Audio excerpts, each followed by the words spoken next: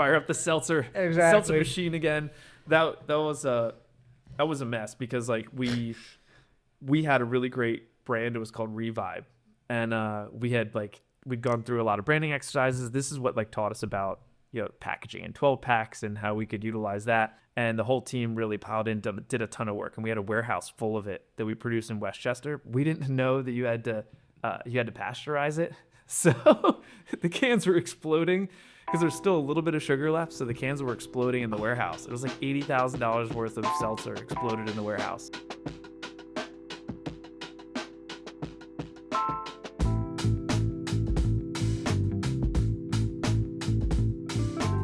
Welcome back to the Brew Dad Podcast. I'm your host, Richie Tevlin, joined as always by Evan Blum. And today we have on Tim Floros from LeVante Brewing. How's it going, guys? Going well. First off, I just want to say thank you to our sponsor, Zilka & Co. Zilka & Co. is a American, I guess, grain company. They just started getting into brewing supplies, so kind of very relevant right now with the tariffs coming in. But hit up Brad Adelson. We're very happy to have them on. They have $5 shipping.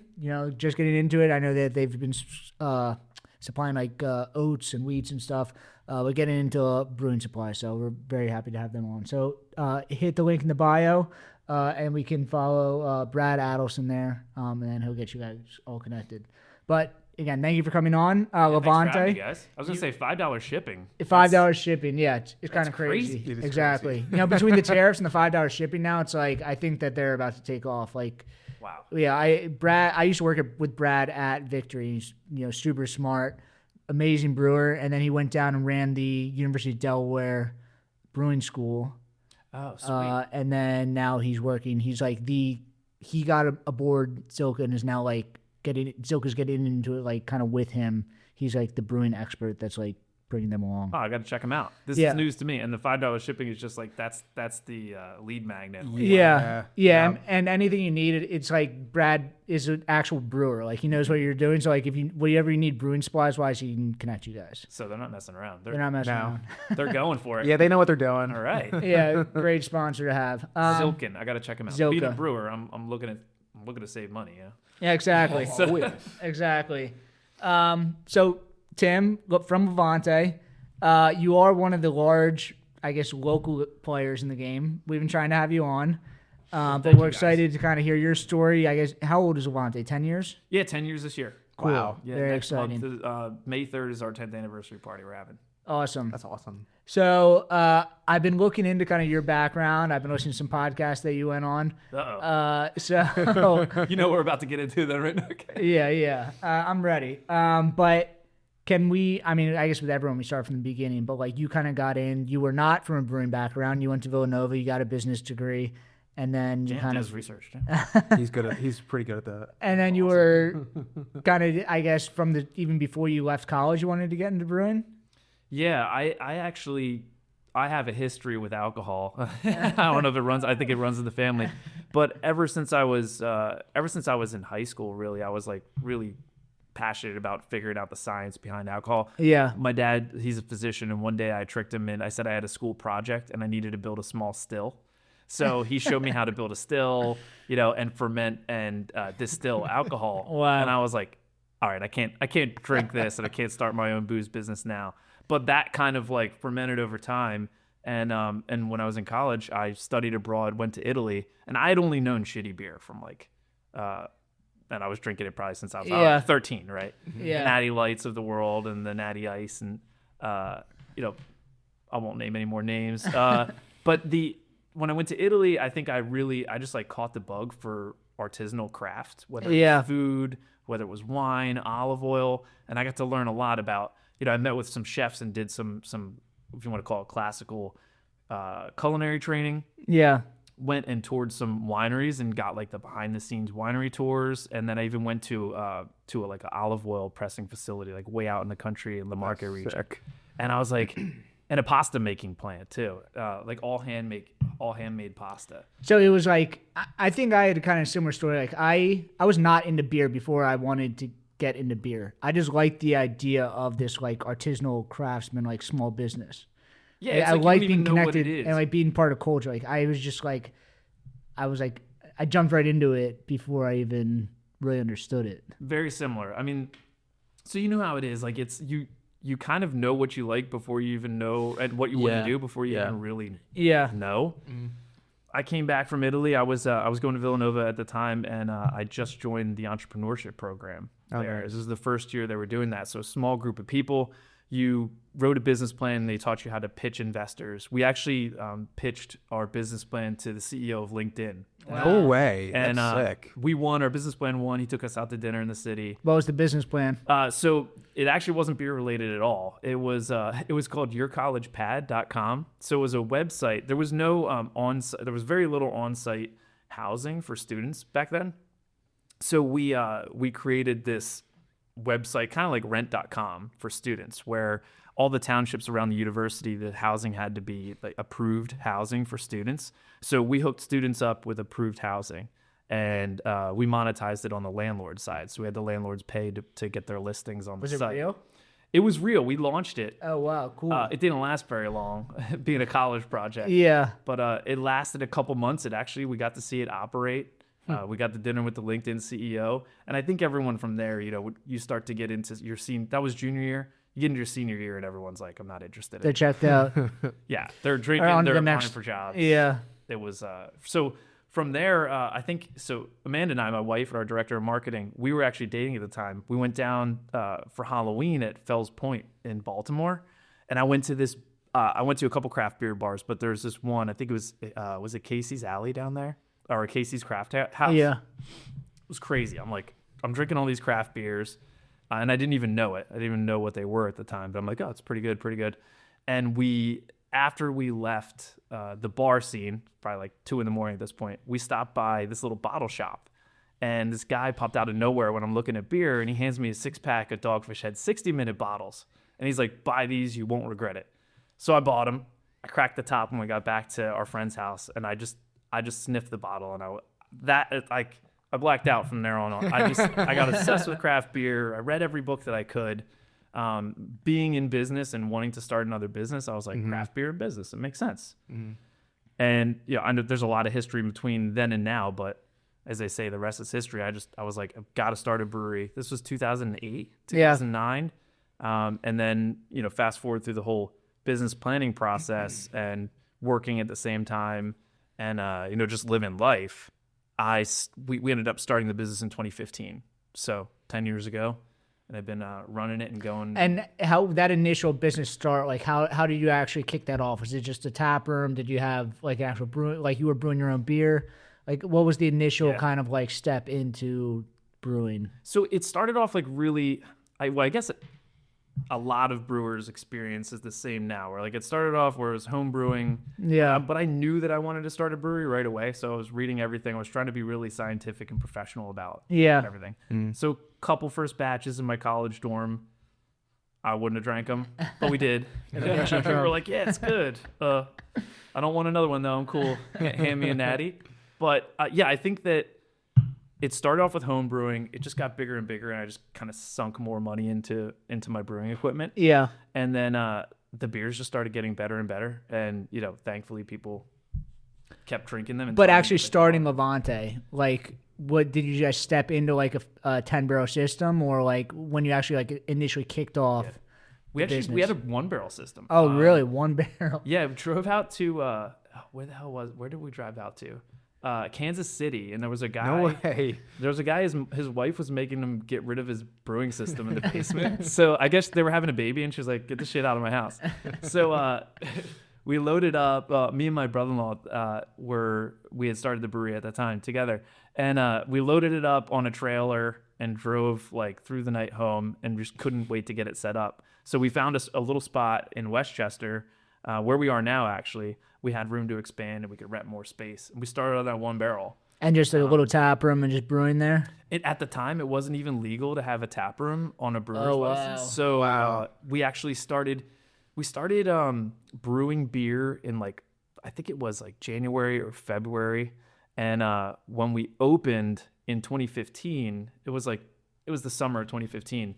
The law still hadn't passed to allow us to sell. Was it going to? It had to. Yeah, they were talking about it. Okay. I think there was all this talk about allowing, because you had to have this brew pub license, which was like a full liquor license back then. Yeah. Kind of like, it was kind of like Jersey, how that's set up now, where it's like, Yeah, it was similar. backward rules. It wasn't anywhere open as it is now. Okay. So like what we had to do was, it was kind of weird. Like we would have people come through for a tour, kind of like Jersey. Yeah. And we would sell them a little 5-ounce glass. Yeah. And then for like $8 or $12, and we were allowed to give people like 3-4 ounce pours legally. I mean, sometimes beer would find its way, and we could sell growlers and kegs, and that's it. Wow. But just as we opened and started really getting going, I would say it was like spring or summer that year, 2015. The law changed, so we were like, "Shit, open up a picnic table, drill some taps through the wall of our cooler, and let's start selling pints." And then it grew, and something changed every week from there on. So that was like right at the start of your business, kind of. What did that do to your? Timed that up perfectly. We got pretty lucky. What did that do to your business plan that you were writing up? Like, how did that change that like so quickly? It flipped it upside down, because we were like, we wrote a business plan that was, when I say we, it was, myself and several other like-minded investors that got involved. We wrote a business plan together. I think there was 15 of us. Oh, wow. Now there are like 5 or 6, because people get disinterested. Yeah. Or they're not a good fit. Were they all involved somehow, or it was mostly you and a couple other people? Or I would say like maybe half the people, a little bit more than half, were involved. Yeah. But then there were just like a few of us that worked it full time. Like Yeah. my business partner, he's still with us today, like living, but also part of the business. Paul, he and I brewed for 9 days straight on that 1-barrel system. just to get beer. Just to get beer for our grand opening. We called it Hell Week. We're Navy SEALs of the brewing world. So we go through Hell Week, right? We have all this beer, and we open up, and I don't think social media was a thing back then, but it wasn't huge. Mm-hmm. So we put out this grand opening announcement, and we figured like maybe 100 people will show up. It was like almost 900 people showed up. Wow. And we just got killed. And there were kids like running around the brewery area that was under construction, and there was lines outside, and people were just hanging in the parking lot. And they wiped us out. We had to close for 3 weeks. So it's the 3 weeks. best problem to have. Oh, the feeling was just like, wow, like this, we picked the right spot. Yeah. We picked the right profession, the right industry. And that was an amazing feeling. What was those first couple beers? Oh man. So we had the Chief IPA, which was kind of like our first recipe, that the West Coast style IPA, like high IBU, 7.5%. Got a little bit of the, Crystal 40, Crystal 60 malts in it. Yeah. And we had the Bianco Belgian Wit, and we had the Birra di LeVante. And I think we might have had like a session IPA too at the time. It was kind of like a Lagunitas. Yeah. Like the what's the Lagunitas Daytime? Kind of similar to that, or the all day IPA. Mm-hmm. So LeVante is Italian, Lagunitas Italian. Is that like you guys took a ton of inspiration from Lagunitas? They were big. Well, they were like huge at the time. They too. were. I mean, they were like Lagunitas IPA was like by far the number one selling IPA in the country. Yeah. Oh, it rocked. It still rocks. Yeah. And I actually got the chance to go out there. I want to say it might have been 2010. Yeah.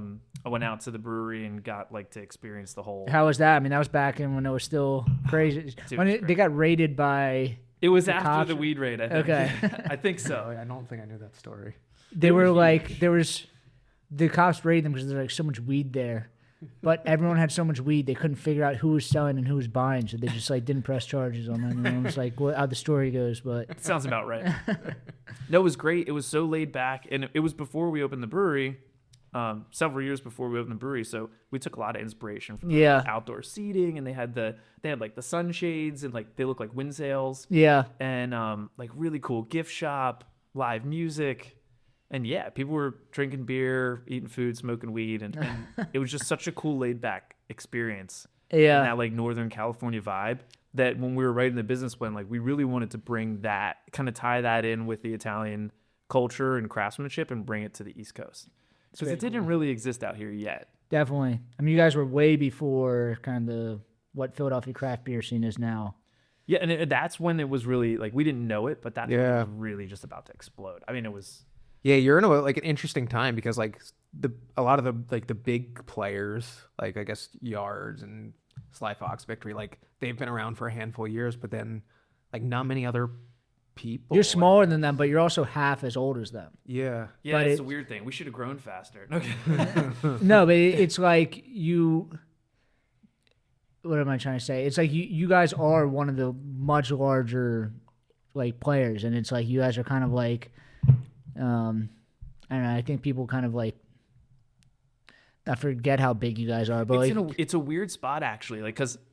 Like you, I have like a little bit of difficulty kind of explaining where we are. Like I say you're a regional brewery, but you're smaller than those other guys. But you're still acting like a small brewery, but you're selling enough beer as regional. Like I consider you guys a regional brewery. Yeah, I think like reach is regional for sure. Yeah. Size, we're still under 15,000 barrels a year. So Is that what I guess that's what the split is? I don't know if there's an official number, but like I mean, if we're selling over 10,000 barrels of beer, that's a lot of beer. it's a shit ton of beer. It really is. But like there are like I saw you had Mike on from New Trail. I know they're probably 2-3 times the volume that we are. But also like in the Philly area, 15,000 barrels of beer like gets sucked up really fast. Yeah. And I think it's all about different breweries have different strategies about how wide their distribution is versus how deep. How much do they sell in their tap rooms? Some people are like, I want to have 5 tap rooms. Yep. And then start distributing, 10 years in or whatever. Yeah. Were you guys distributing from the start? So the business plan was more like a victory business plan. We were trying to get up to I think we were trying to get within the first 5 years, we wanted to be like 15,000 barrels. Yeah. And what we found out really quickly is like economies of scale, you really need to brew a lot of beer to be profitable in wholesale. Yeah. Obviously, you have all your costs, which are always going up, but then you have the middleman, being the distributor, and then the retailers have to make a cut. And like, it's a great industry to be a part of, but we didn't know what we were doing. So we quickly, after our grand opening exploded, we were like, okay, we're gonna sell everything through the tap room, and we'll like shoot some kegs out there and just like kind of drop them into the market and see how. Yeah. So that's kind of how it all started. So, at some point, Cloudy and Cumbersome came around, and Cloudy and Cumbersome has like such a following that like you have the LeVante brand, but Cloudy and Cumbersome is almost like it is so big it's almost its own brand. Yeah, and that's been like that's been the challenge as far as like a lot of people know Cloudy and Cumbersome, but they don't know LeVante. Interesting, yeah. So they're like, well, was that your first like widely distributed beer? Yeah, I would say so. Because before that, we distributed prior to Cloudy, but we were kind of doing the kind of a little bit of this, a little bit of that. A little bit of this and that. The Chief was still being distributed at the time. We had a Wit, we had a Pilsner. So, but the Cloudy really just caught at the right time, I think. And it's a funny story. We accidentally brewed the Cloudy. It was supposed to be a barrel aged beer in a rum barrel. So we're making like a cocktail inspired beer. It's supposed to be a dark and stormy. So that's funny. Cloudy and Cumbersome to me does not taste like a dark and stormy like that. Yeah. Well, so the cocktail beer actually ended up great. It went in the rum barrel. Yeah. And we put in lime and we dry hopped the barrel. Like we put actual hops into the barrel. It was cool. It tasted like a dark and stormy. But then we had this beer left over, like 2 barrels of beer, and we had this small fermenter. We tucked away the rest of the beer in the fermenter in the fridge, let it ferment for a while. We're like, what are we gonna do with it? Let's just throw a bunch of hops in. So we threw in Idaho 7 and Mosaic, which we were messing around with at the time, and put it in kegs and put it on tap in the tap room. And people were like, oh, what? This is like it's like Tired Hands. This is like Trillium. This is like, we're like, whoa, we'll make more then. And we just kept doing it, and the customers that came to the Can we room, talk about what you said before about the calories? Sure, yeah. So we'll talk about this beer afterwards, but Cloudy and Cumbersome, 160 calories per beer. Yeah, it's like, and beers can vary a little bit. So like it's between 160 and 170. I think that's calories. pretty low for an IPA like Cloudy and Cumbersome. Yeah, it's not bad. I think from my perspective, like you guys were trying to make like a base beer for a cocktail beer, something pretty simple, light, put it in there and just like baseline. Yeah. But then that was kind of like the perfect, home for Idaho 7 Mosaic hops. It's like, very, very crushable, drinkable IPA that you guys just created. We had no idea, but it just became a beer that you could sit down and have 4, 5, 6 of. Yeah. I mean, not condoning having 6 Cloudies in a sitting, but you can. Yeah. And so that translated really well into the wholesale market where bars wanted a good value. They wanted a full flavor beer and they wanted it at a good value as far as price, but it needed to turn because you needed. And when did that come out? That came out in, I want to say it was 2017. Okay. I think it was. So 2 That's years in. still really early. It is hazy, right? It's hazy, yeah. Yeah, it's like that's really early on in like kind of the hazy beer craze. We were messing around with, I would say, probably early 2017 is when that came out. And then we started really messing around with hazies and just going like however many thousands of pounds of oats and wheat you can actually throw into this batch and how much hops can we put in. So we were doing those can releases where you guys people were really hot. I mean, like I remember were you guys a part of line culture? If you guys weren't part of line culture, like it was still like, you guys were the hazy IPA factory. I mean, people used to call like it was the LeVante's hazy IPA place. Yeah, we caught it for sure. We had a good like 2018 and 2019, I think I would say were like the big line life days. Yeah. And we caught it. We did very well. It was great. It was great because we made a lot of money and we got to reinvest that back into the brewery. And then we were able to start distributing a little bit. And it's funny because that's when the pandemic hit. That's what I'm saying. Like it was the hazy IPA factory, and I really like where I started. I mean, obviously I knew who LeVante was, but like when I was considering you guys like a regional player, like you guys were kind of on top of it. It was like the pandemic happened, and you guys took kind of full. I don't want to say advantage of that. Doesn't sound good. It was a good thing. You guys were everywhere. Well, the thing that I think there's like two things that saved our ass, and this is when we really started like appreciating that this is a business, not just a craft. Mm-hmm. But number one, I think the business is part of the craft. I think that's why people like it. It's like the two coincide really well. And like if you're passionate about both, I think you'd be really successful. And you end up doing stuff that kind of sets you up to get lucky. Yeah, basically. And one thing we did was we started an e-commerce website in early 2019. Wow. And of course, none of us had any idea that the world was going to shut down. But we started this e-commerce company, basically. We called it Mercury. Like it was the messenger god, so like he was super fast. So we had this we were selling beer online and we were like marketing the shit out of it. We're printing coasters and discount coupons, and we're handing them out at all the festivals and such.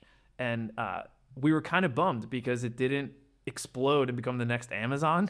But so we're like licking our wounds at the end of 2019. Like, okay, what are we going to do next year to make this e-commerce thing blow up?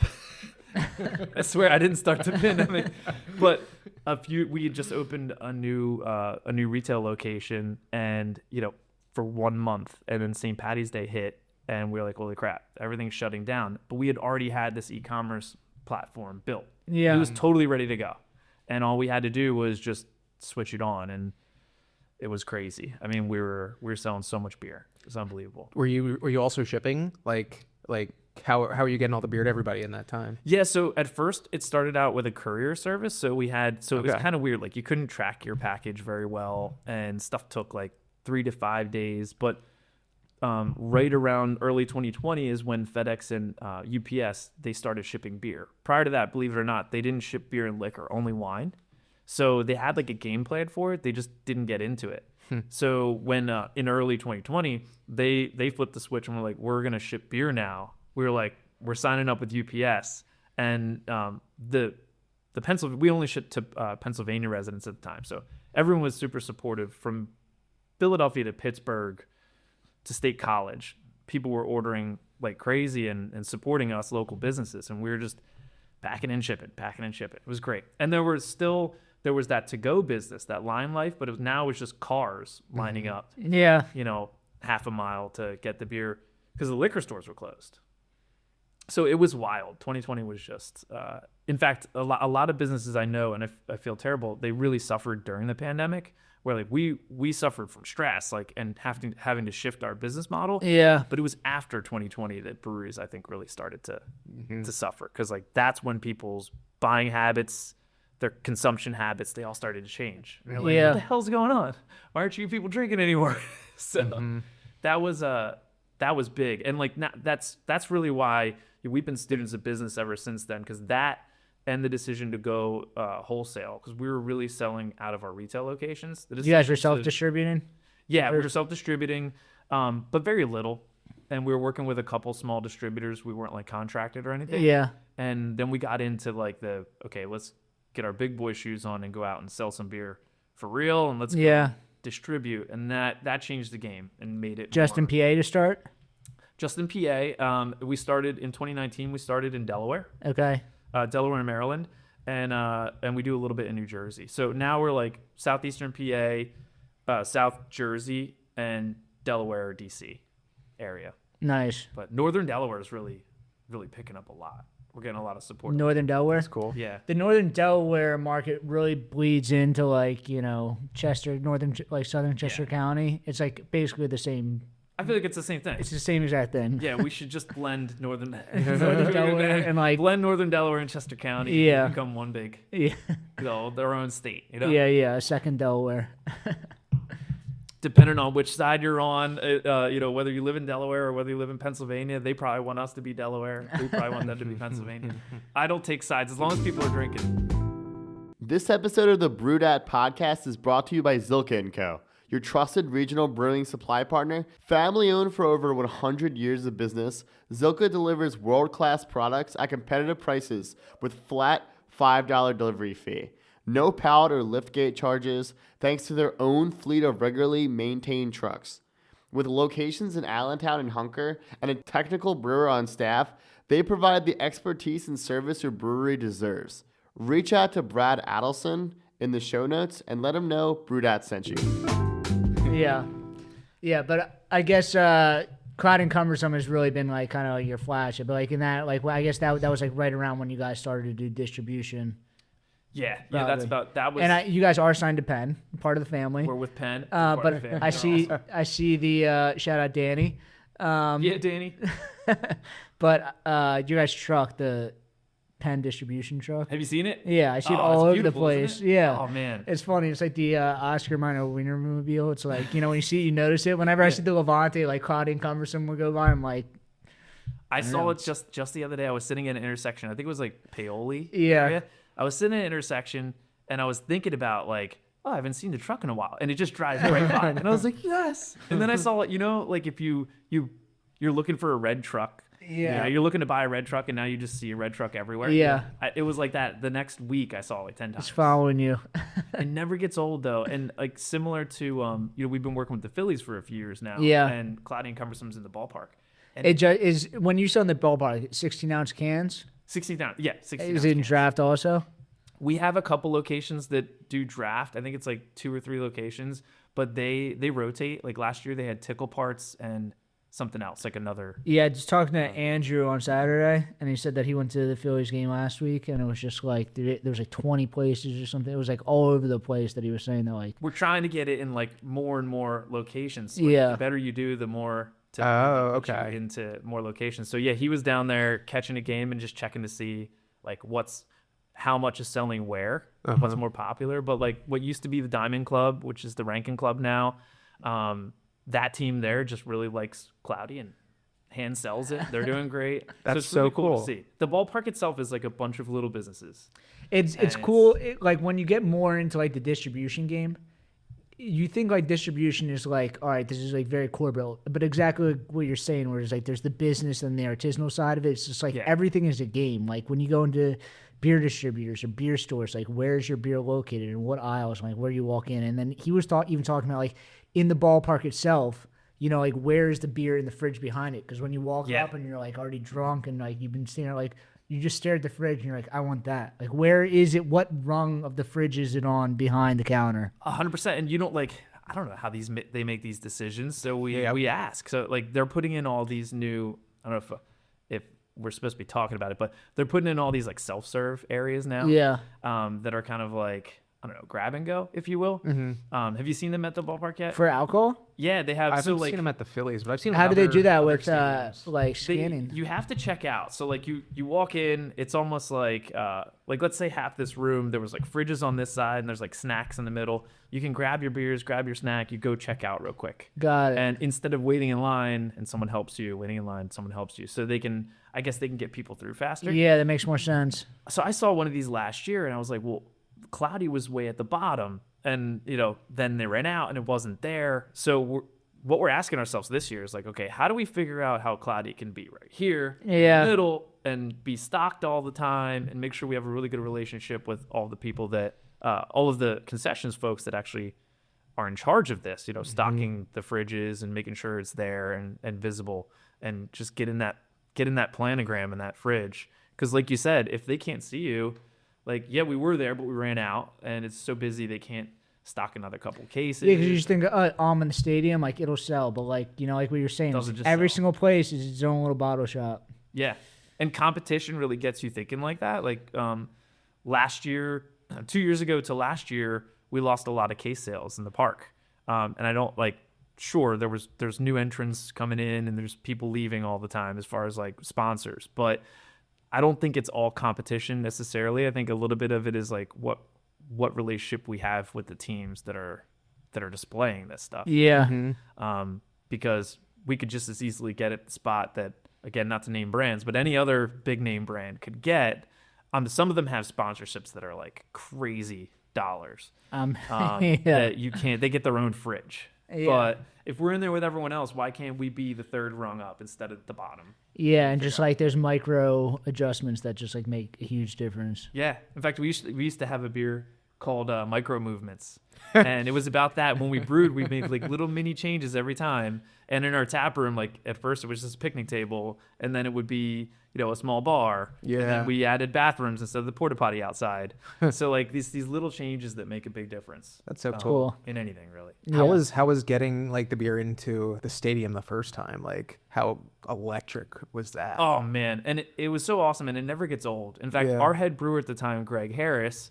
Shout out to Greg and Teresa Harris. They both worked at the Phillies, and Teresa still does. So they hooked us up with the Phillies corporate.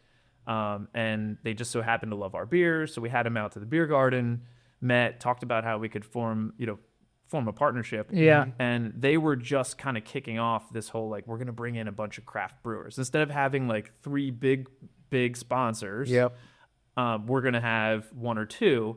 And then maybe like 10 or 15 craft sponsors. Yeah. So they just changed it the year. Because I know the NFL has like $1 billion deal with Anheuser-Busch, but it's got to be, I don't even know how those deals are set up. You know, it's part of their deal is like, you know, they get a portion of it for craft or something. I guess baseball is probably different than football, but. Yeah. And like, I'm not an expert in all of their contracts, but the stadiums themselves have like the Phillies.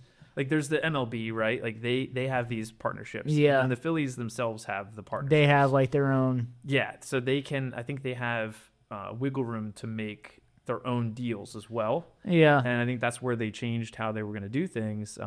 And they work with Aramark and the leadership at Aramark. There's a gentleman named Rich. Is that do you have to sell it to Aramark? Like how does that work? Like Aramark is kind of like the. Yeah, we have a sponsorship agreement with the Phillies, and then Aramark, we really, buys the beer and puts it. They're the ones that actually run the concessions there. Yeah, they run they run everything. So, in fact, one year we were, it was last year, we were taking the whole team out to like a Phillies game for an outing. Yeah. And it just so happens that night Aramark was on strike, and we're like, no, we're not gonna be able to drink any beer at our brewery outing. But they ended up hiring in like temps or something like that, and. I'm gonna get in trouble talking about strikes, but they hired in temps, and everything went off without a hitch. And I was driving some guy to, it was this stadium worker at Citizens Bank, and he had me stop at a liquor store on the way there and bought a whole handle of Captain Morgan to bring it into the game. Wait, he was drinking it and working? He was working. He was like in all his gear, and he bought a handle and like brought it. He like brought a duffel bag and brought it in. I was like, all right, no wonder these hot dogs take so long. But yeah, man, he was feeling it. Yeah, I believe it. Maybe they were having a little staff party back there. Oh, maybe. Yeah, I guess like we don't get into strikes, but maybe it's too stressful or something. Yeah, but that's why I just make and sell beer, man. It's it's not rocket science. Yeah. Nice. So I guess you have Cloudy and Cumbersome. And then Tickle Parts is kind of your number 2? I would say so. Definitely as far as like top sales is Cloudy and then Tickle. Yeah. For sure. And then can we talk about this now? So this is lightly cloudy. I told you before, low-cal IPAs are my favorite type of beer. Yeah. They have the flavor, and then also like, you can drink 1 million of them. It's like they're not filling. They have like all the flavor. This is great. I mean, so much. Now that we're picking up cans, I feel like I have to have. This might be my Italian blood. The beer itself, I noticed we got old labels on here that don't have the calories in the front. See, I'm always thinking about This has it on. that one sounds good. Yeah. So Lightly Cloudy, we love the Cloudy brand. It's our flagship brand. It's like 70% of our sales. And a few years back, we were experimenting with low-cal IPAs and just brewing kind of test batches, test it, dump it type of thing. You kind of have to when you don't hit the mark, maybe like 3-4 times. Mm-hmm. And then we realized throughout the process, and we had to get everything tested for calories, which is an expensive, long waiting process. So you brew a beer, you send samples off, you spend like $1,000 to get it tested for calories. Are you sending it to the government, or is it like third-party things, and you submit those to the third government? party? Okay. Yeah, there's this lab. We'll give them a shout out. I call them Badass. It's BDAS Lab. But we send our stuff to Badass, and they turn it around pretty quickly, like a few weeks to do all those tests. And then you find out you didn't hit the mark, and you're like, shit, it's like 170 calories. Like, what did we do wrong? So at the same time, we're testing all these other beers. We're testing Pilsners, we're testing IPAs, double IPAs, pastry stouts. Yeah. And it would amaze you at the calories in some of these things. And I don't remember exactly all of them. But what I remember is we had our Pilsner right next to, we had our Pilsner and we had the Birra di LeVante and we had Cloudy. We had them tested and they were both between like 160 and 170 calories. And I was like, this doesn't make any sense. A Pilsner's lighter, right? So we're like, oh shit, it's what we're putting in, like what's different between them. The alcohol percentage is almost exactly the same. In fact, Cloudy is higher. But the difference is all the flaked wheat and barley that's in these hazy IPAs. So as we started to brew, we figured out how to leverage the flaked wheat and barley to get the yeast to eat all those sugars a lot easier. And this beer was the product. We used the Cloudy recipe as the base, and we use naturally occurring enzymes that are in the malt to basically chew up all the carbohydrates that remain in your beer as sweetness and calories. And it made 110 calorie, 4 gram carb beer. Yeah, this is great. Was it Michael Rosa brought on? Crisp. Yeah. Of the brand family of crisp, like crisp. Was crisp lime. It was like No. I'm talking about the 24/7.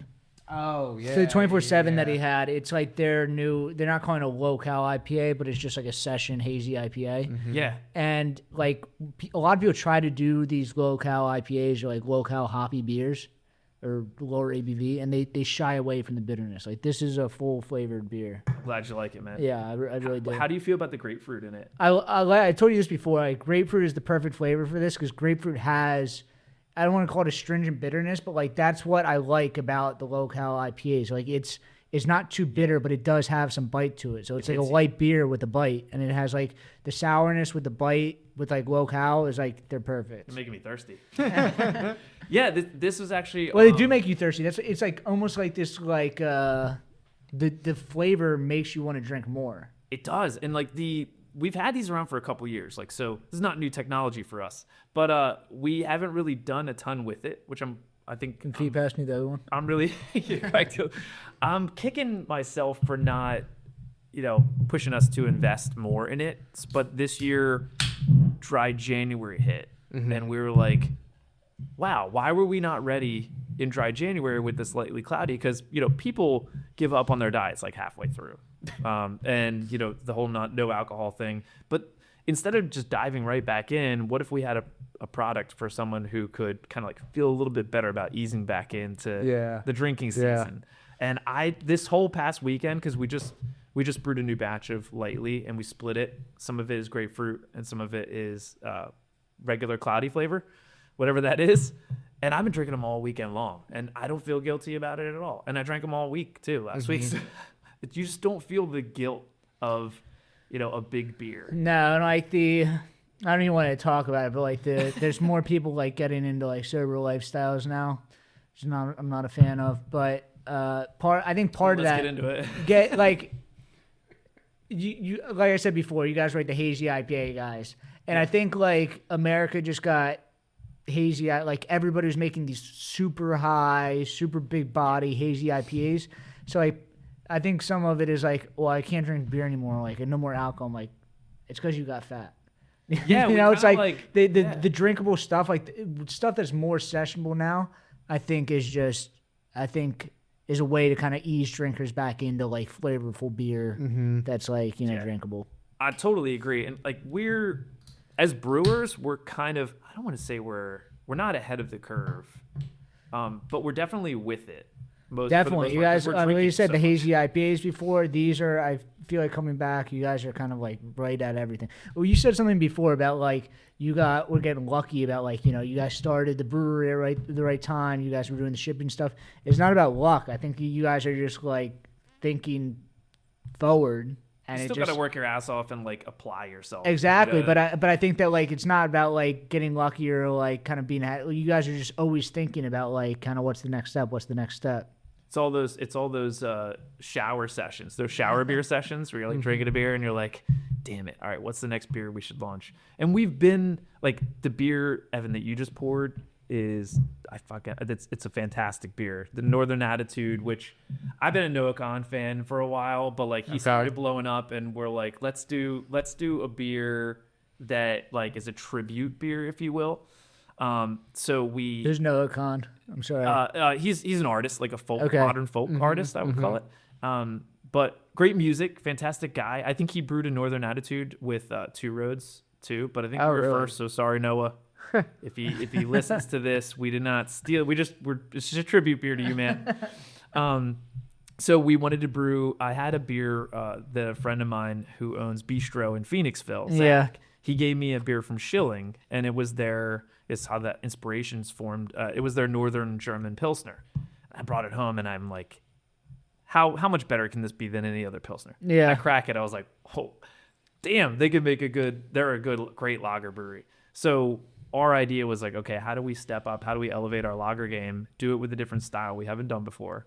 And this was the result. And we just had fun with it. Our artist, Julie, she came up with the whole label. And, she's younger, hipper.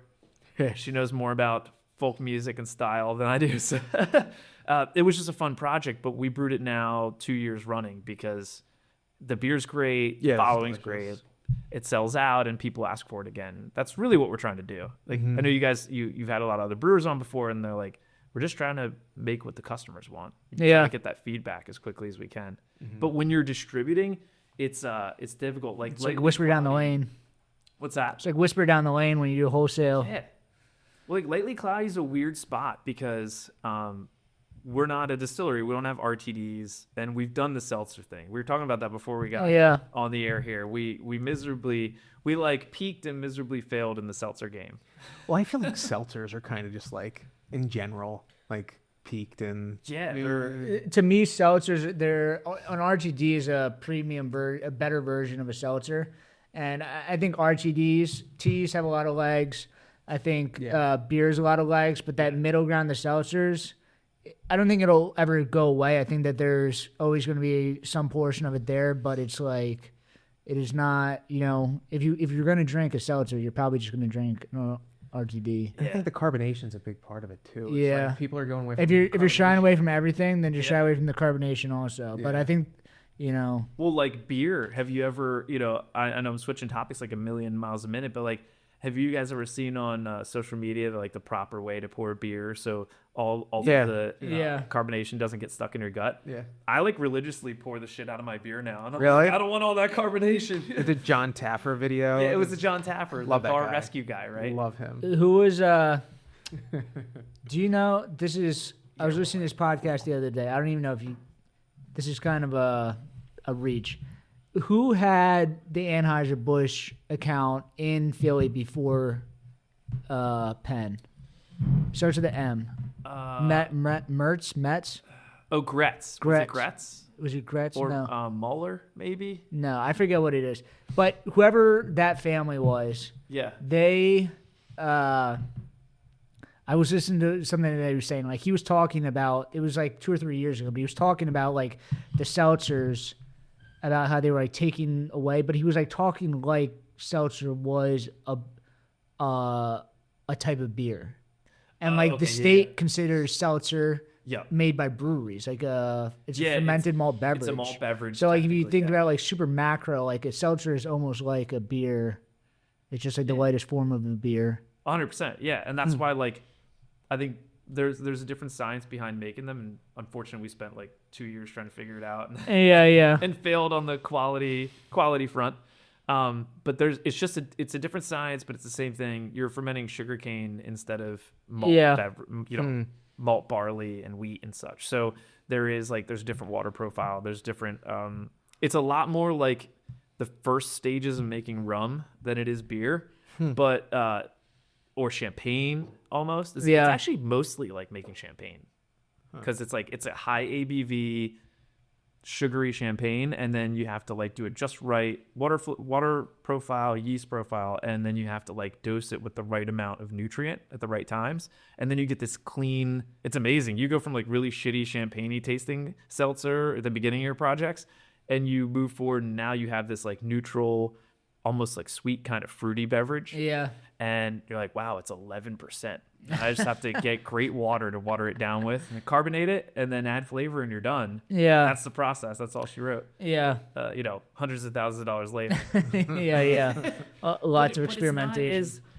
It's not as clean tasting as the RTDs. Like, you got High Noon or Stateside.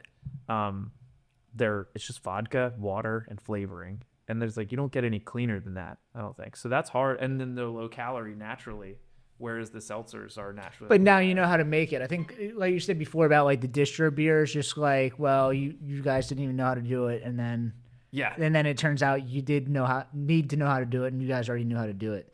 Like there might be something going on in the future that it might not just be straight up seltzer, but it might be like a seltzer beer blend combo thing. But you guys already understand that, and you guys can just jump right into it. Then we'll be like fire up the seltzer machine again. That was a mess because like we had a really great brand. It was called Revibe, and we'd gone through a lot of branding exercises. This is what taught us about packaging and 12 packs and how we could utilize that. And we had a great brewer at the time, Matt, who spearheaded the program of inventing all these seltzer recipes. And the whole team really piled in, did a ton of work, and we had a warehouse full of it that we produced in Westchester. We didn't know that you had to pasteurize it, so the cans were exploding because there's still a little bit of sugar left. So the cans were exploding in the warehouse. It was like $80,000 worth of seltzer exploded in the warehouse. Oh my! And unfortunately, some exploded on the shelf. And at that same time, we had a contract brewer that was brewing it. SBC, Susquehanna Brewing Company. Yeah. They brewed it right and pasteurized it. And the trucks were getting basically loaded up, and we started getting all these to send to us. But we started we have a warehouse blowing up. There's seltzer blowing up everywhere. Seriously, there were missiles just going off everywhere. And then grocery stores, which we work really hard to get into, they start firing us left and right. We're just getting calls like, "Oh, your shit sucks. It's blowing up on our shelves. We can't sell it." And we're like, "We can't save this."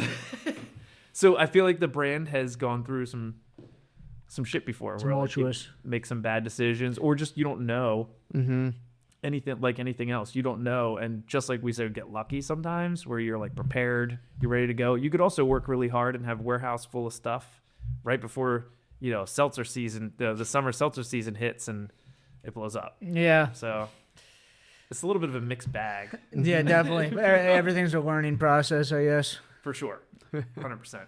Well, but long story short, I'm glad you like the Lightly Cloudy. Yes. We kind of went off on a tangent there. So I noticed, but I don't even know if we mentioned it, you do have the nutrition facts on the labels.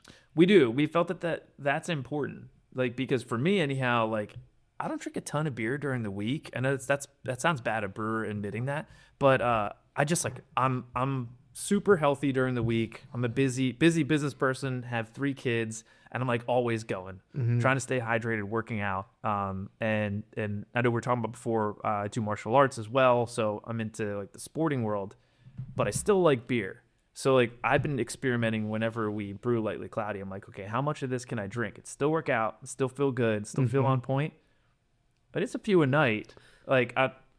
It's much better than drinking an IPA, a full strength IPA. And 4 grams carbohydrates. You said that before. A lot of people ask how many calories, but it's the carbohydrates is a lot of.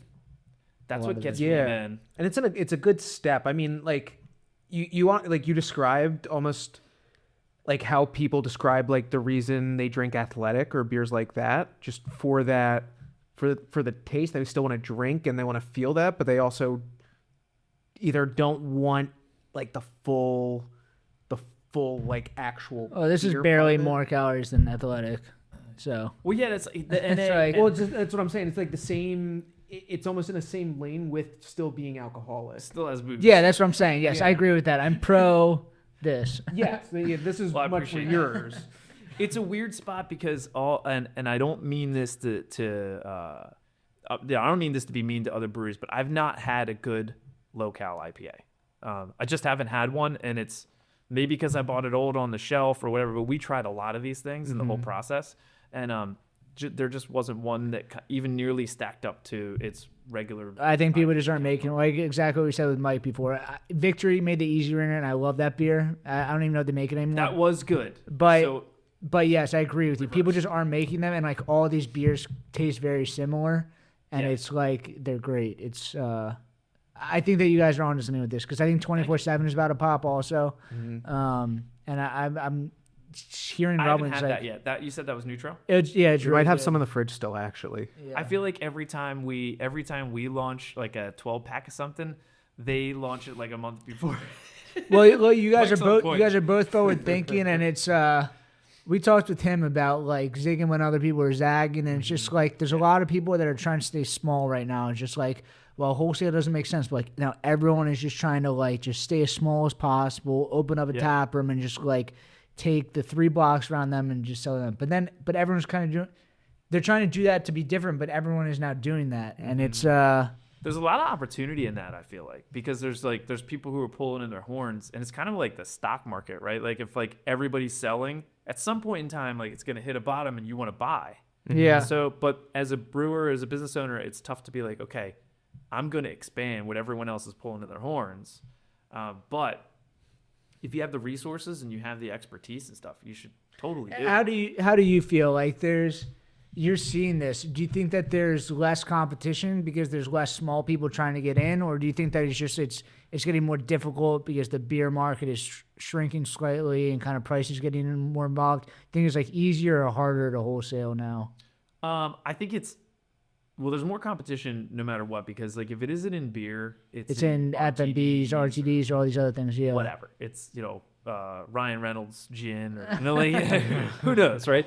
So it's more competition all the time. That's always like kind of eating up a piece of the pie, if you will. But I don't know. I see more opportunity because I think that even if beer is shrinking year over year a little bit, it's not that much. But like if craft is shrinking year over year a little bit, like there are people who are getting more. people are conservative. talking about like the world is ending. Craft shrunk minus 0.1%. It's not that big. Yeah, it's not that big of a Yeah. I didn't see The that issue is that there are a lot of pressures. Like their costs are increasing. Yeah. People don't want to spend as much money, so like it's not just competitive from a brand perspective. It's competitive on price more so than it probably has. Yeah, to the be overall on- beer market is struggling beyond just the branding. My personal opinion, and probably everyone will get mad at me about this, is like beer should cost a lot more. Craft beer should cost a lot more because it has stayed the same. Let's just take a 12-pack of IPA, right? Yeah. The ceiling that you can sell a 12-pack of IPA for, like $24.99, has been that way for like 4 years, maybe 5, maybe even longer. I haven't been doing 12-packs that long. But I look at it, I'm like, it's not going up. Everyone needs to raise their prices because I know what their costs are. And I think brewers are afraid to do that. So I keep going back to the same guy, Matz. I can't remember this guy's name and it's killing me. But he was saying I'll have to look it up. when there was like a price war with Anheuser-Busch and they were having to raise the price on Anheuser-Busch cans to bars, all the bar managers would get angry because they would be like, we're going to raise these prices, everyone's going to complain. And what they were telling the bar managers was basically like, but raise your price and just blame it on us. Yeah. So maybe it might be that like, almost like kind of like, a back end way of doing it. Like you can almost take these tariffs even before the money hits you to kind of use it as an excuse to raise the prices and people don't feel bad. They're not like coming at you for raising the prices. Yeah. They're taking it as like, oh, well, the prices are going to. It's the economy. It's the economy, and you can kind of push it on naturally, and then once the price goes up, you don't have to bring it back down at that point. It kind of can just stay at that. I don't think most people know this, but like the price of grain and cans, fuel, and personnel has gone up Yeah. way more than the cost of beer has gone up. Yeah. I don't know how brewers do it. So like I do think, unfortunately, it's not that I think just brewers have gotten much smarter. Like the brewers now today are way smarter. They're way more efficient. So like they're making the beer cheaper to produce on their end to kind of make up for that because they're just way better brewers. But it's not getting pushed up naturally. Like at some point everyone's gonna have to raise their price. Well, I mean, that's a good point. And I think the problem with that, though, is that, like, when you have businesses and companies that are really industrious and efficient, all of those gains, muscle gains, the profit gains, all those profit gains should be profit rather than, so, like, if a brewer's making 10% profit, like a craft brewer's making 10% profit, the big brewers are making 20, 30% profit. The brewer's getting more efficient, the craft brewer's getting more efficient, and the extra profit that they gained from being more efficient just goes into trying to keep the price where it is and be more competitive. Mm-hmm. So it's really the study of like the craft brewing business to me has been like ongoing and just insane. And like not to throw a bomb in the whole thing and have everyone raise all their prices, but it should. We're behind. Beer's behind because I think it's not. Well, I think they're gonna have to. There's a lot of brands like Outlaw is. You can buy a keg of Outlaw for $35. You can buy a case for $7. They're doing this rebate program right now where it's just like it costs. That's insane. It's $14 for a case, but it's buy one get one free. That's crazy. I've seen that. I've never heard of it. Is it local? Yeah, it's national. They're losing money, but it's just like a way for them to kind of just steal market share. Yeah, but could be a great plan. It is. It's like It's like this macro like business idea of just like if you can, you're betting on the fact that you can steal market share so that like eventually people are like Uber did this, where they made it super cheap. Everyone started using Uber, and now you have to use Uber. But it's like it's risky because now it's like people like us can't compete with $7 a case. But at some point, like it's going to compete with them anyway. We're not going to compete with them anyway. But it's just like stuff like that, kind of like. At some point, they're gonna crash, and then we might like also take because I think we have to all remember we're craft brewers too. So I always get in my head like, oh my gosh, look at what that brewery's doing over there, or what that brewery's doing over there. But we all have different businesses, we all have different cost models, we all have different talent pools. So even like with Lightly Cloudy, like the NA thing, a lot of our customers have been asking for NAs, but we decided it's not in our wheelhouse. Like, and what we learned from our past failures, if you will, is like you need to be set up. You would have to properly contract, brew a lot of it, pasteurize it, and put a ton of money and resources into marketing campaigns to move all that volume and price it right. So you get into it and you're like, is that really like, are we elevating craft beer by just coming out with an NA beer just like everyone else? Yeah. Or can we elevate our craft, like within the talent pool that we have and the resources we have, to come out with something that tastes great, but is kind of think differently than everybody else. Yeah, just a little bit different. Yeah. Mm-hmm. Which I got to give it to Neutral. They do a really good job with that. Trogs has been doing an awesome job with that too. Like Trogs has been killing it. Yeah. It's coming out with all kinds of stuff. And there's a lot of scrappy craft brewers out there of all sizes. But for the craft brewers that are listening, like, I think that we all just need to like turn back to the business of things and look at it and see like, hey, if it costs this much to brew and you need this much profit, don't just like for the sake of competition, try to keep your prices down low. Craft beer is like a valuable thing, and it's not a commodity. We should just like, what is craft beer worth? And we should all probably come together as a group where like it's not like this price where you're like everyone's failing, but like you're all failing because like you're all fighting to steal market share from people, but still not make any money. But like if you all just raise your prices, then it's like instead of failing together. Yeah. It's a good point, and it's like you can be successful, like, but I think the bigger breweries are gonna be more successful when it comes to the volume game, and there will be a lot of smaller breweries that. They just didn't realize their value, so they tried to compete on price, and that's not where they should compete. They should compete on their brand, the value of their brand, the service they provide their customer, and they should charge what it's worth rather than just trying to get under $24.99 a 12-pack. There's a lot of beers that I would pay more for than $24.99 for a 12-pack. Yeah, but So yeah, that's like it gets deep in the pricing stratosphere, but we'll see it. I think we're just predicting the future a little bit. Craft beer is going up. No one has to do anything. You'll just do it because you need profit. Yes. But you know, and it's been tough. Like when we've not gone through many price increases in the market. So recently we've been upping it a little bit, not significant. I don't know, like 10% on draft. I think it is, and even less in package. And it's really scary. You know, you wonder, you know, how many people are going to drop the brand? 20%, 10%, 5%? The Cloudy and Cumbersome, that's mostly in kegs and 16-ounce cans, right? Do you have 12-ounce cans of that? Yeah, actually, the biggest growing SKU right now for us is 12-ounce 12-pack. Really? That's going like crazy. 12-pack, I guess 12-ounce cans are kind of making a comeback, you think? Because for a while, like, craft was just like no 12-ounce, only 16-ounce. Oh, yeah, 12-ounce is definitely killing it right now. The 12-ounce 12-pack format is killing it. We don't do 6-pack 12-ounce really in wholesale much, so I wouldn't be a good resource there. But 16 is actually going down a little bit for us. It's not like, and it's across the board. It's like all of our 16-ounce brands are going down in sales year over year, but 12-pack is up. Yeah, I mean, come to think of it, I probably have seen more in stores of just like 12 packs over, like starting to increase a bit. So 12, 15 packs are you know, are coming out in big. I don't know. I think that if you look at other markets, it's also like really it's market specific. Like Delaware, Northern Delaware, the other Chester County, Northern Delaware is real big into 6-packs. So we'll sell.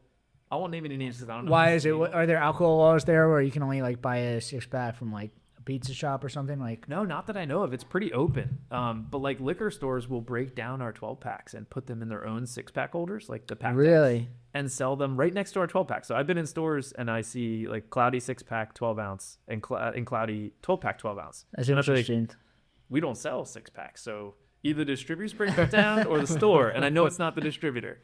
So again, I hope I don't get anyone in trouble, but that's a trend. Like, and I like to look at that kind of stuff because I'm like, oh shit, is 6-packs right across? If you're doing that, there's a reason for that. So like, what should we do now to then adjust for that, and then make it easier, cheaper? You know, then you get to take on that margin instead of like the retailer shop taking on that extra margin. And how to execute? Should we put it in a cardboard one, or are people just happy with this pack tech? Yeah, and maybe they are. So that's where I have not seen the same thing right like 30 minutes away in Southeast PA. People sell 6-packs, but 12-pack is still the dominant SKU from what I see. So it's interesting. You learn something new every day, like every year. I'm like, oh, what's the next thing? Yeah, it's cool. I like you say, like regional brewery, you're doing the wholesale. I'm trying to do wholesale right now. It's like it is a much different game than like the local craft beer. Yeah. And it's like people don't think about that stuff as like craft, but like it's craft.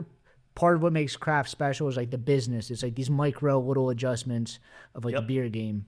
Yeah, and like I think we're all learning together too. I love listening to your guys' podcast because look, I had a dud.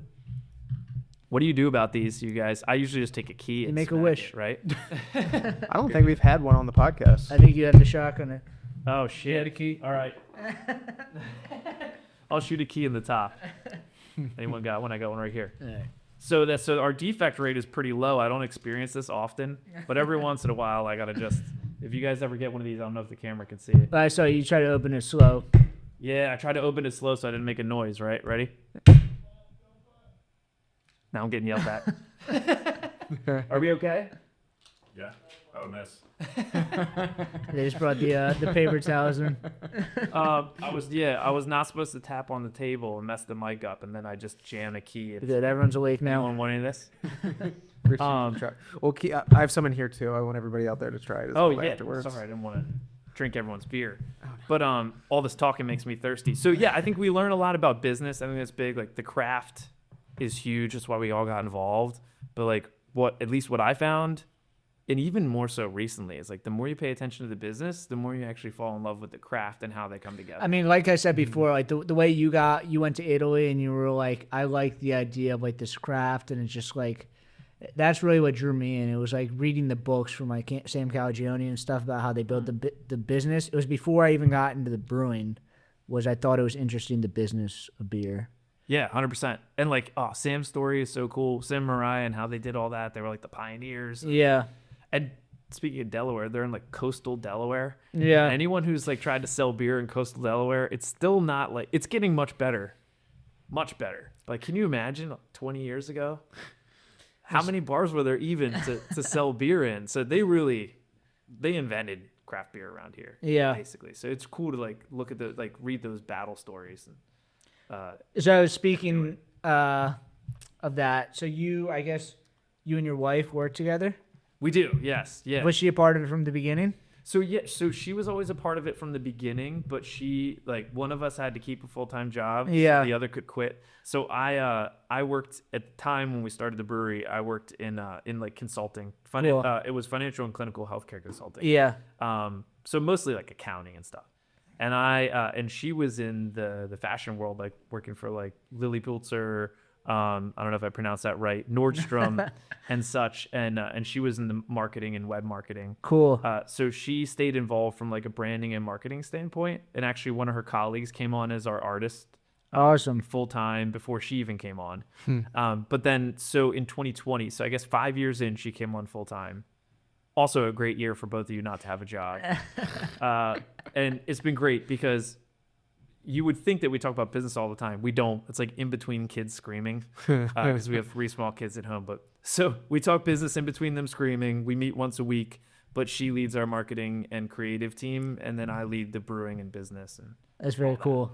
yeah, it works pretty well. I mean, I think that I don't know what I would have done without like someone with that expertise, like the operational and like project management expertise, because I am the opposite. I'm like a creative. I'm disorganized. And I just like fly off I have shiny object syndrome. And it's like, whoa, squirrel. So I get that a lot, and she keeps us on track there, especially when you get into craft beer. Like, I want to brew that next thing. Well, how well did it sell last time? You know, just the brewers drank it. So yeah, Well, they we loved liked it. Yeah. yeah. Hey, and it's caused. You know, we bonded over it. We've fought a lot over it. But we've been doing this now for a while. I mean, she's ever since I wanted to start a brewery, and like like I mentioned, we were together when I had my first craft beer experience. She was there that night, so she's seen the whole. I would say like metamorphosis of my love for craft. Yeah. That's very cool. It works, right? Yeah. How about you guys? Do you have significant others involved in business or? My girlfriend is a photographer. Okay.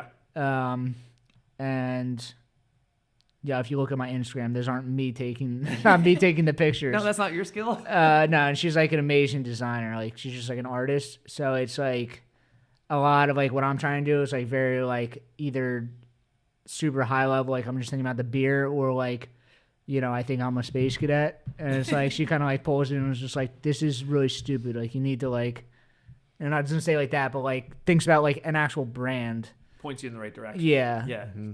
Yeah, my significant other's outside. His name is Cole. Cole executes all of a lot of the crazy ideas that I've like come up with. Like, you were a part of the Can Crusher thing we did. Yeah, that was awesome. Yeah, I so like it was fun. it was an absolute blast. But Cole was like, let's put this together, sort of thing, and like makes all that happen. And yeah, so it's a balance. It's a great balance. Would you say like creative types definitely need like an organized like type? Would you call it type A personality? Yeah. Yeah, I'm not a type A person, but I all my friends in my life that I'm like closest with, and Monica, it's like they're like type A people. So it's like I pair well with like I'm like so scatterbrained, but like, you know, between all my best friends and like my brother and like everybody that I'm closest with, is like everyone's super type A. They're like not like me at all. So it's like I feel like I need something. Either they ground you or whichever way it works. But it works. Yeah, 100%. Yeah. I'm very up here, also very like cloudy, I guess you could say sometimes. Jump in the clouds. But then Cole is very like Cole's on the ground. cumbersome. Yeah, Cole's cumbersome. That's why we call it Cloudy and Cumbersome, right? It's like you can't have one without the other. Really. Yeah.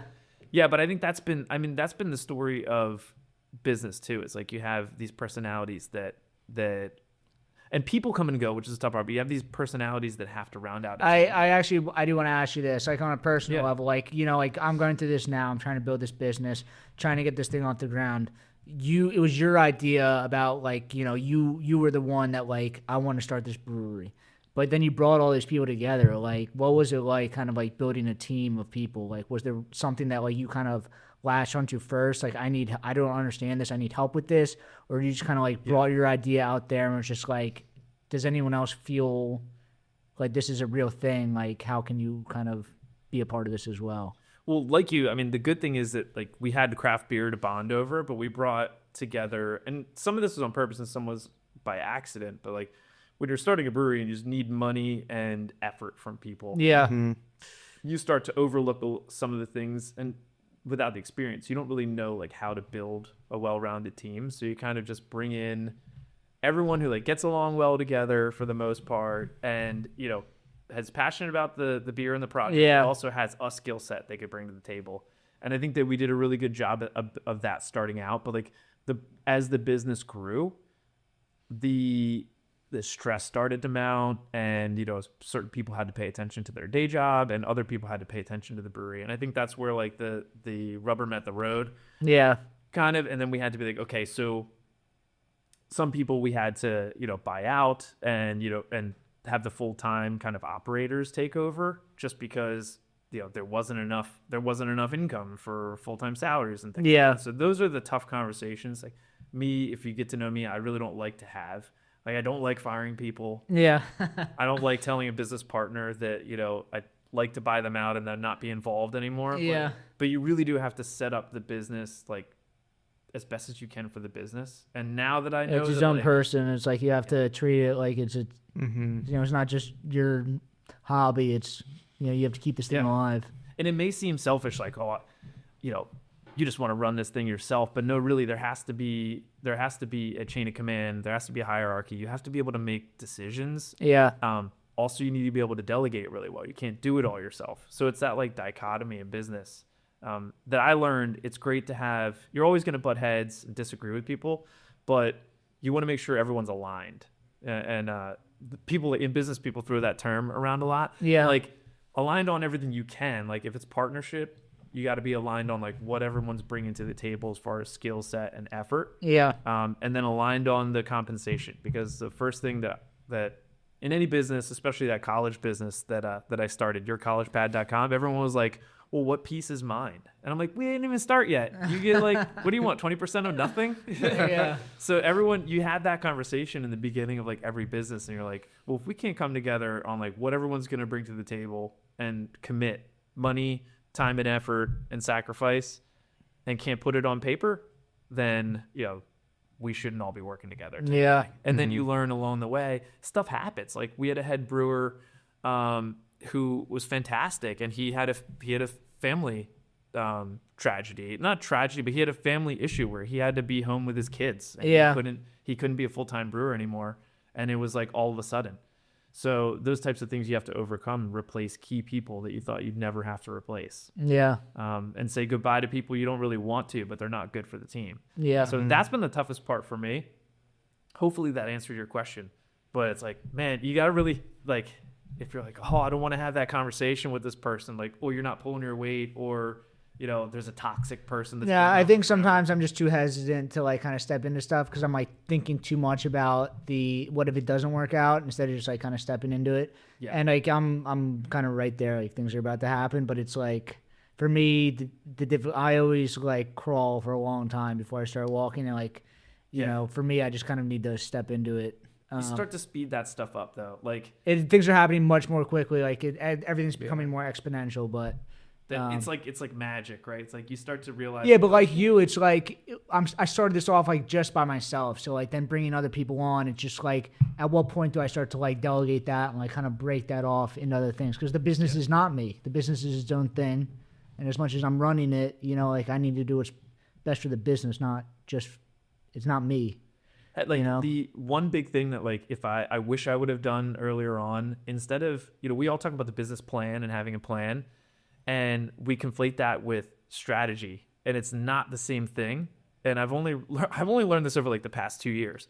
So strategy is separate from your plan. You build your plan off your strategy, and your strategy starts with, depending on what framework you use, it's your winning aspiration or your vision, right? Yeah. So I was lucky enough 2 years ago, or a year and a half, almost 2 years, to be introduced to a gentleman, Billy Olson. He used to be the CEO of Guinness, and he became my mentor and started working through. A good mentor. A great mentor, fantastic. In fact, I just spoke with him today.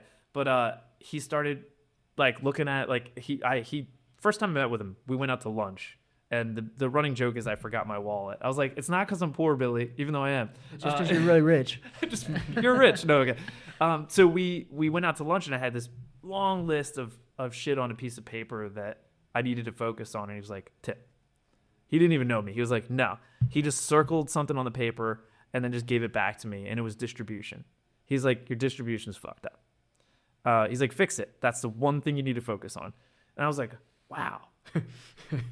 That was that easy for you, dude. Like you just figure, and so I trusted him. Yeah. I did that. You still have to operate the business, but fix that. That's actually when we started working with Penn.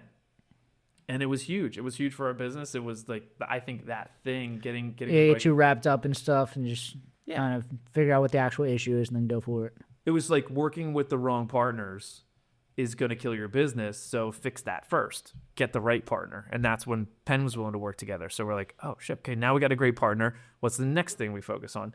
And then we work that out into okay, what's the strategy? And it starts with, what are you actually trying to do? And if anyone's interested, there's a great book. It's Playing to Win, which is it's like the Procter & Gamble, how they grew their whole empire and how they built their strategy in 5 simple, kind of like a graph of 5 simple decisions they had to make. Yeah. That's going to be my next book. Yeah, it's 100%. I'll get you, I'll shoot you a picture of the title. But so we read that together, and he's like, okay, let's lay out what the strategy is for LeVante, why you're doing it, what's your winning aspiration, what's your playing field? You're over here in why are you distributing in Louisiana? That's not even in your, in the stadium. You know what I mean? Yeah. So those type of decisions really lead you down to okay, what skill sets do you need on the team? And that's where we are now. Is after developing strategy and getting the right partnerships, then you put together the plan, and then you figure out, okay, what resources do I need for that plan? And that's when your team comes in. It's you help build that together, and you're all on the same page. And then it's huge. It's like magic. You just start growing like crazy. So hopefully 2025 is that year for us. Where we got the strategy down, we got the team in place, and we rock it. And hopefully it's that way for you too. You get it set up and zeroed in. Yeah, that makes sense. So that's just a little bit about I get on a tirade about strategy because it's so important. We're oh, what's the plan for the year? Well, all right, we could do anything. What do you want to do? We'll launch Slightly Cloudy, NA beer, whatever. We can make that happen, but is that going to actually bring us to? Is that in line with your strategy? Exactly, the end goal or whatever that mid to long term actual goal is. So I think that's what's important about business. But we still like to have fun, brew Northern German stout partners, and shit like that. Definitely. But yeah, I think that's business in a nutshell. Is really just figuring out strategy from your actual plan and the difference between the two, and then just focusing on figuring out what you need to do to make that happen. Yeah, makes sense. Don't give into your shiny object syndrome. Yes, yeah. The focus is big, right? Yeah. So yeah, I mean, is that as you grow, are you finding that planning becomes more important? And for me, it was always I don't have a lot of capital myself, so it was always I don't want to take the wrong step because there's not much wiggle room right now. Yeah. So it's always just trying to kind of figure out what's right. But yeah, I see the market's changing all the time right now, but I think the market is always changing all the time. So it's trying to figure out what I'm doing and then just kind of stepping into it. I'm right there. I have a lot of the stuff figured out, but it's just kind of putting the final pieces together right now. Yeah, certainly been there. Yeah. Well, let me know if there's ever a time you want to run by plans or anything like that. Yeah, I probably will, because I have some more questions about wholesale that I want to run by you. But right now, the wholesale is doing great for me right now. Penn's been amazing. Good. It's more the taproom stuff that I'm trying trying to make sure I do the right thing with that. Whole different business. Yes. Right? I've learned the wholesale business. Now let me learn. I'm learning the wholesale business. Now let me learn taproom business. Well, I mean, I feel like this is great to be in because you get to meet a lot of people who specialize. That's really good. Yeah. Like you meet brewers who like the taproom business, like the retail and hospitality is their thing. Yeah. Well, I mean, we're getting a lot of attention, just with the podcast being out, but like beyond that, it's like, how often do people in my position get to sit down with people like you or, this is our 43rd episode or 42 other people that almost at 50. Yeah, we have we actually already have 50 recorded. Yeah. Damn, all right. Yeah. Oh shit, we need to go. Our next guest is here. Yes.